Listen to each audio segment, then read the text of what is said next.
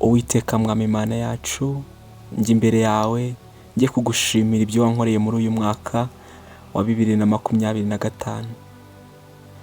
Umuntu wese utegeye amatwi iri jambo yumve ko ari we uri kuvuga aya magambo, kandi umukomereza amaboko n'uyu mwaka wa 2026 tugiye kwinjiramo. Uwiteka Mwami Mana yacu, ndagushimiye ko wabanye nanjye muri uyu mwaka wa 2025. Nabonye ineza yawe, nabonye urukundo rwawe, wangiriye neza. Aho nari mpuye n'ibibazo warandengeye, aho nari citse intege warankomeje. Wabanye nanjye guhera mu kwezi kwa mbere kugeza mu kwa 12. Mu kwezi kwa mbere nabonye ineza yawe, nabonye gukomera kwawe.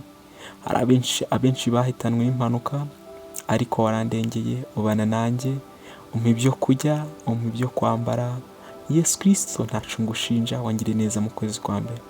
Mu kwezi kwa kabiri wangiriye neza, nabonye neza yawe, nabonye ibingirira umumaro, nabonye abangirira umumaro. Wampaye inshuti nziza, nubwo nagiye nteshuka ku nshingano zawe zo kugukunda, zo kugukorera, ahubwo wowe wanyujuje urukundo muri wowe, ungirira neza, ukomeza kubana nanjye. Mu kwezi kwa gatatu nabonye neza yawe, wangiriye neza, wabaye mu ruhande rwanjye, kandi Yesu Kristo wakomeje kunyimana nk'umukozi wawe. Mu kwezi kwa kane wandinze guseba. Mu kwezi kwa kane nabonye ineza yawe, nabonye ibingirira neza, ibingirira ubugingo. Wabanye nanjye, habwa icubahiro. Mu kwezi kwa gatanu wankomereje amaboko, wakomeje ibyo mfite byose, ungirira neza. Nubwo nahuye n'ibibazo, ariko wanyaguye mu bitekerezo, mu bwenge uranyagura, kandi ungirira neza, umugisha wawe. Mu kwezi kwa gatanu nabwo nakubonye Yesu Kristo, habwa icubahiro.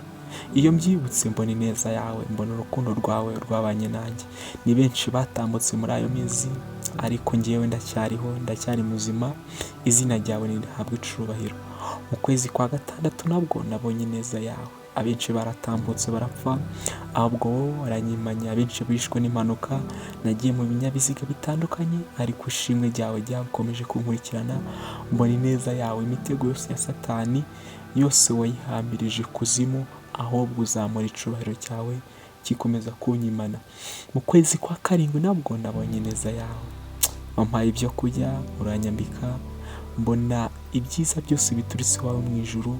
Ungirira neza, umpuza n'abantu b'umumaro, ungirira neza, unkoresha ibihambaye kurushaho. Mu kwezi kwa munane nabwo sinavuga byinshi, wankoreye ibitangaza, kuko ni wowe bitangaza. Wankoreye ibitangaza Satani yashakaga ko nseba, ahubwo nabonye ineza yawe.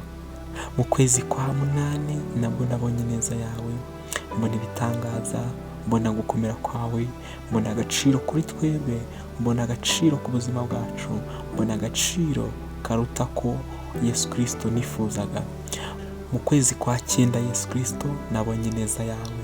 Hari benshi bafunzwe bazira ibyaha bitandukanye, ariko njyewe waranyimanye, undinda icaha gituma mfungwa. Izina ryawe nirihabwe icubahiro. Nubwo hari abafunzwe, ariko ubu ngubu baracyariho. Izina ryawe nirihabwe icubahiro.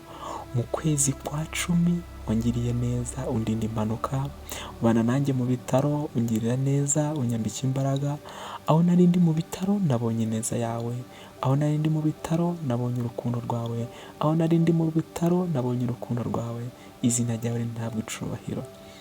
Mu kwezi kwa 10 nabwo nabonye ineza yawe. Wangiriye neza, wanyishuriye ibyo nakagombye kwishurira, unyishurira amadeni, unyishurira ibintu byose bisaba amafaranga. Wabanye nanjye, umpa umugisha uturutse iwawe, mbona ineza yawe. Mu kwezi kwa 11 nabwo nuko Yesu Kristo wabanye nanjye, ndabigushimiye.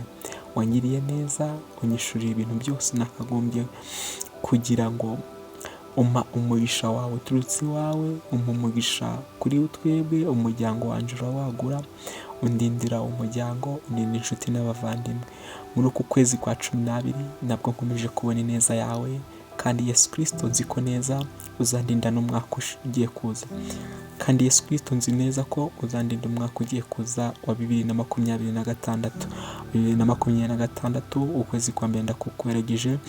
ukwezi kwa kabiri, ukwezi kwa gatatu, ukwezi kwa kane, ukwezi kwa gatanu, ukwezi kwa gatandatu, ukwezi kwa karindwi, ukwezi kwa munani, ukwezi kwa cyenda n'ukwezi kwa cumi, kwa cumi na kumwe, kwa cumi n'abiri nzabona ineza yawe. Ninagira 2027 ngihumeka umwuka w'abazima, ndi kuvuga urukundo rwawe, ndi kuvuga amashimwe yawe, uzaba ukoze ibitangaza bikomeye cyane ku buzima bwanjye, ngo ukomeza kunyimana. Kandi n'umuntu wese wumvishije ubutumwa umuhe umugisha, umuhe kwifuza, umuhe agaciro yabuze, umuhe ibyiza byose biturutse iwawe, uzamushoboze 2026 izamubere nziza, izamubere iy'umugisha, uzamubere iy'ibisubizo, uzamubere akazi yabuze akabone. Yesu Kristo uzamubere ubwishingizi buturutse iwawe, uzamubere ikiraro kikugeza ku ntsinzi, uzamubere ubufasha, uzamubere umugisha, uzamubere ubuzima. Kandi Yesu Kristo uzamurinde amezi yose, azabona ineza yawe, azabone kwizera kwawe. Ngo mbisabye n'umucunguzi wacu Yesu Kristo kuzabikora. Amen.